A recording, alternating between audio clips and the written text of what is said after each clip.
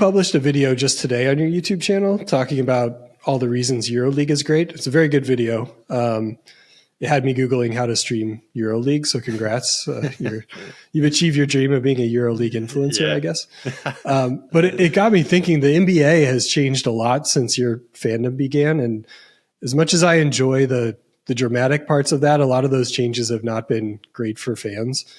Did you become at all disillusioned by the NBA? Did that factor at all into your decision to hit the road and go do the international stuff? Yeah, it did for sure. And I think the biggest problem the NBA has right now is there's just far too many games that are meaningless. There's too many games. And I think what happens is I thought during the COVID season, there was a chance for the NBA to really go, okay, you know what, let's make it less games. Let's make it set. They did 72 games the first season back, and then it was straight back to 82. And I thought, I just feel that like you can watch a game and it just becomes irrelevant. Either the team is sitting their stars, or it's a 35-point margin in the second quarter, or it's teams that are tanking, 2 weeks into the season.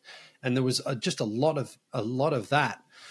And I really do think that less is more when it comes to games. And what the EuroLeague does really well is they make every single game so important. And so fans are hanging off the edge of their seat during these games because you can't afford to cruise through the season. You've got to win, from the start. And that's where I have found as well, being in Europe for games, I mean, the crowds are just incredible. From, in Belgrade especially, I've never experienced an atmosphere like that. Over an hour before the game, fans are in the arena chanting at each other and singing and, taunting and going crazy at each other.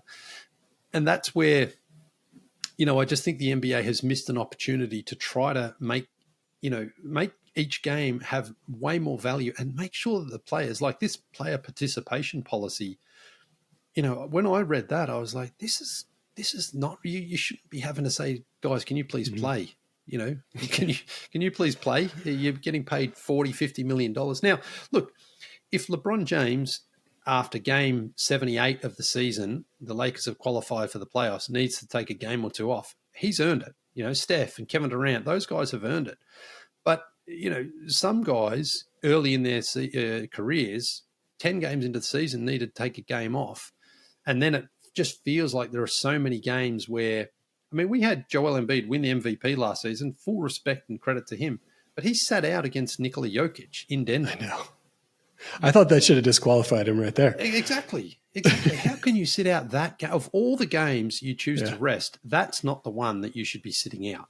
Sit it out against a team like the Pacers or someone who didn't make the play, a team, on a Tuesday night in Philadelphia, sit out that game. But you can't go up against the MVP, the two-time MVP at the time, and say, I'm resting this game.